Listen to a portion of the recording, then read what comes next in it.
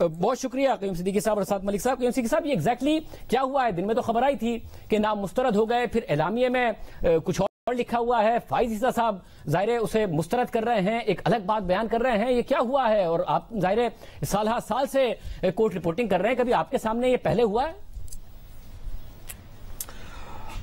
शाजिब, कभी ऐसा नहीं हुआ। एक मरतबा हुआ था जब जस्टिस आयशा मलिक की जो है वो तकर्री का मामला था, तो उस पर जस्टिस काजी फाइज ईसा मुल्क से बाहर थे और उनकी गैर मौजूदगी में इजलास हुआ और वो इजलास में चार जज साहिबान की राय आई थी हक में और मुखालफत में, जिसके बाद जो है ये मामला मुअख्खर हो गया था। लेकिन ये पाकिस्तान की मैं कहता हूं कि अदालती तारीख में जिसके बाद से 18वीं आईनी तरमीम के बाद से जुडिशल कमीशन ऑफ पाकिस्तान बना है, उसमें ये पहला वाकया है कि चीफ जस्टिस ऑफ पाकिस्तान के गो के इसमें कंट्राडिक्शन जरूर आ रही हैं, लेकिन हमारे जराए जो हैं वो इस बात से कंफर्म करते हैं, बल्कि एक जरिए ने तो जो प्रेस रिलीज जारी की गई है सुप्रीम कोर्ट ऑफ पाकिस्तान की तरफ से, उसको कहा कि इट्स अ लाई। तो अब बात जो है वो आ गई है अटॉर्नी जनरल फॉर पाकिस्तान पे। हमारे जराए का ये कहना है कि अटॉर्नी जनरल पाकिस्तान जो हैं वो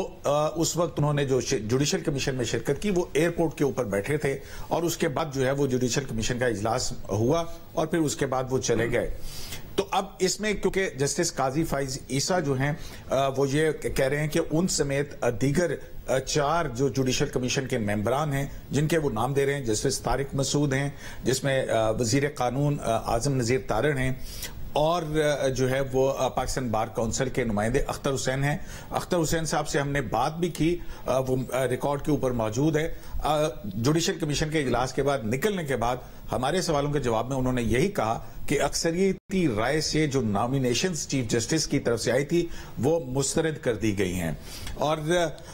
जो है वो इसके बाद जब ये मीडिया के ऊपर खबर आई है, और ये भी एक पहली मर्तबा हुआ है कि जुडिशल कमीशन ऑफ पाकिस्तान की कोई प्रेस रिलीज बाकायदा तौर पर जारी करनी पड़ी है। अब इस प्रेस रिलीज के अंदर जो मवाद है और जो चीफ जस्टिस काजी फाइज ईसा ने चीफ जस्टिस ऑफ पाकिस्तान को खत लिखा है और उस खत के अंदर ये कहा है सेक्रेटरी जो क्योंकि जो एडिशनल सेक्रेटरी हैं कायम मुकाम सेक्रेटरी हैं सुप्रीम जुडिशल काउंसिल के, उनको कहा है कि ये मीडिया को जारी किया जाए और इसमें मीटिंग मिनट्स के हवाले से बहुत अहम बात है।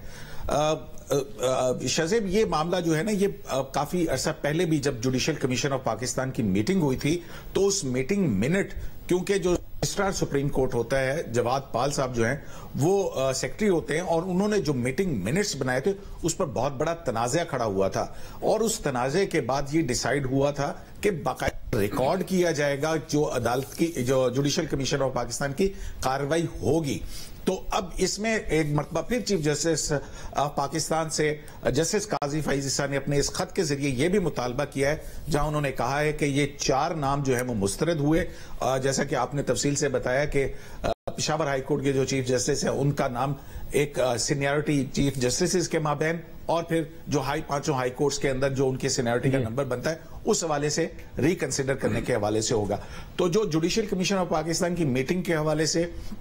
अब ये बहुत बड़ी चीज जो है वो हमारे सामने आ गई है कि जुडिशल कमीशन के इजलास की press release chief justice Pakistan की मंजूरी के बगैर पब्लिक रिलेशन ऑफिसर जारी नहीं कर सकता है और दूसरी तरफ सुप्रीम कोर्ट ऑफ पाकिस्तान के सीनियर 3 जज जो हैं वो ये कह रहे हैं कि जो उनका मौकफ है जिसके तहत ये 5 नामों में से 4 मुस्तरद हुए और एक के मामले के ऊपर जो है वो ये बात हुई है वो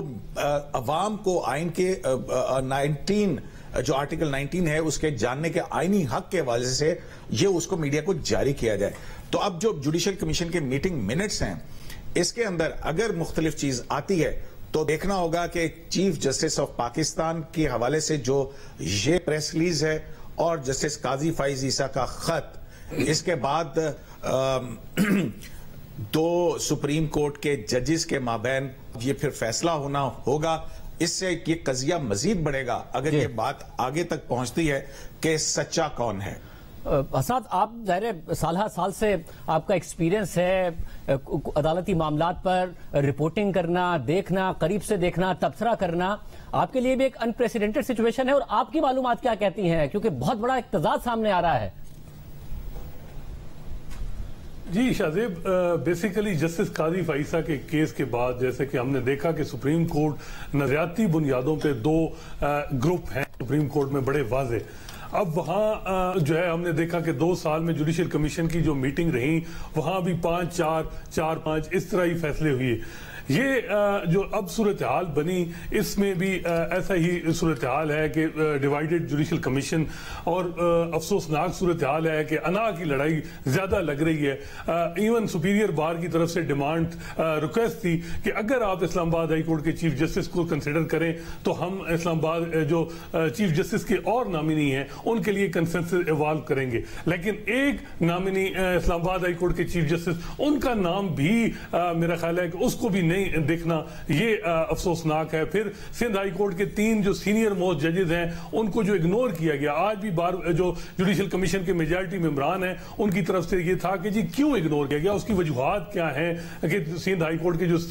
3 سینئر ججز ہیں. اور پھر یہ ہے کہ پنجاب سے آلریڈی 7 ججز سپریم کورٹ میں کام کر رہے ہیں. اسلام آباد ہائی کورٹ جب سے بنی ہے صرف ایک جج اقبال حمید الرحمان ان کو ایلیویٹ کیا گیا سپریم کورٹ میں. تو کیا وجہ ہے کہ اسلام آباد ہائی کورٹ سے جج کو نہیں کنسیڈر کیا جا رہا؟ میرا خیال ہے کہ دونوں سائیڈ کو اپنی انا کو پیچھے ہٹ کے ادارے کی طرف دیکھنا ہوگا، کیونکہ اگر ادارہ اس طرح ڈیوائیڈ ہوگا تو میرا خیال ہے سپریم کورٹ اور جوڈیشری پہ بڑے جو ہے وہ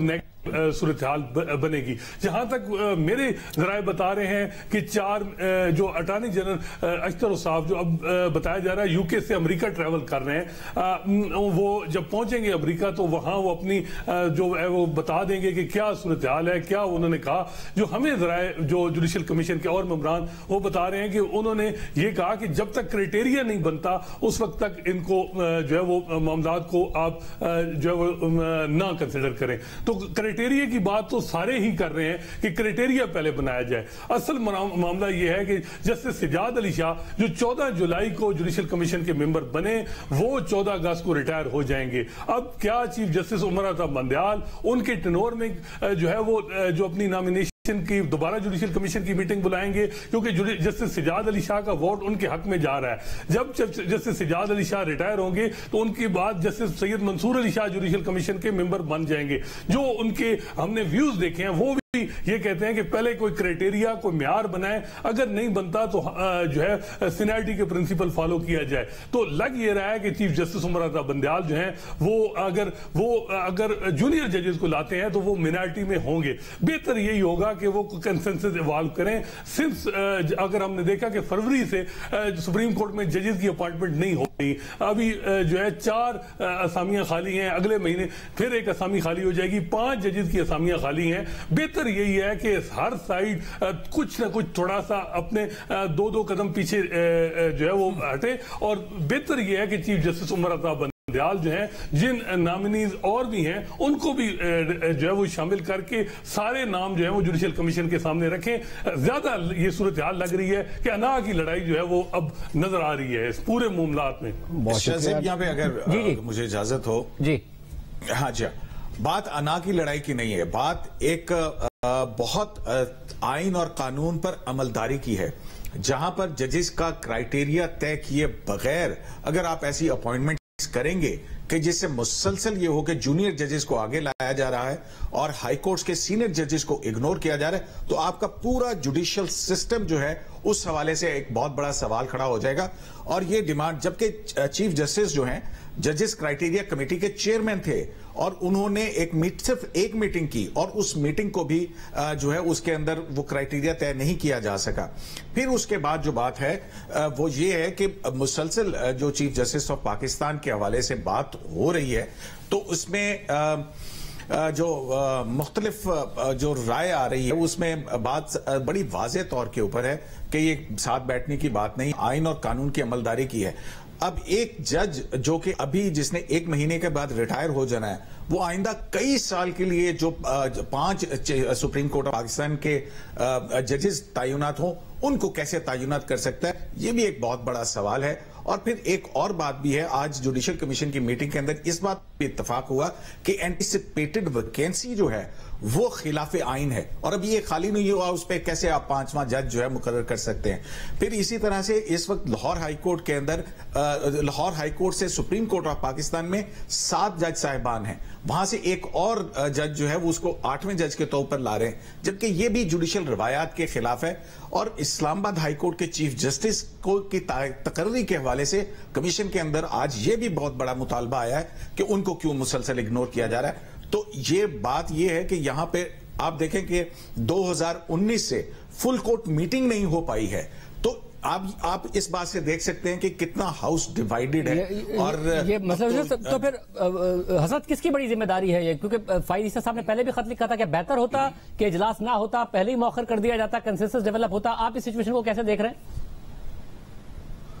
میرا خیال ہے ذمہ داری تو چیف جسٹس آف پاکستان پہ ہے، عمر عطا بندیال، ان کو چاہیے کہ سب ججز کو ساتھ لے کے چلیں۔ ایسی صورتحال جو اب پرسپشن بن رہی ہے کہ 22 میں ہائی پروفائل کیسز ہوں، سینسٹیو کیسز ہوں، تو صرف 2-3 ججز ہی ان کو ہی یا وہ کیسز ریفر کر رہے ہیں یا اپنے ساتھ بٹھا لیتے ہیں۔ سینئر پونی جج ہیں جسٹس قاضی فائیسا، ان کو اگر آپ 2-3 مرلے کے کیسز دیں گے اور پھر ان کو ہائی پروفائل کیسز میں کانسٹیٹیوشنل میٹر میں نہیں بٹھائیں گے، سوالات اٹھیں گے۔ دوسری طرف حکومت پہ بھی دباؤ تھا،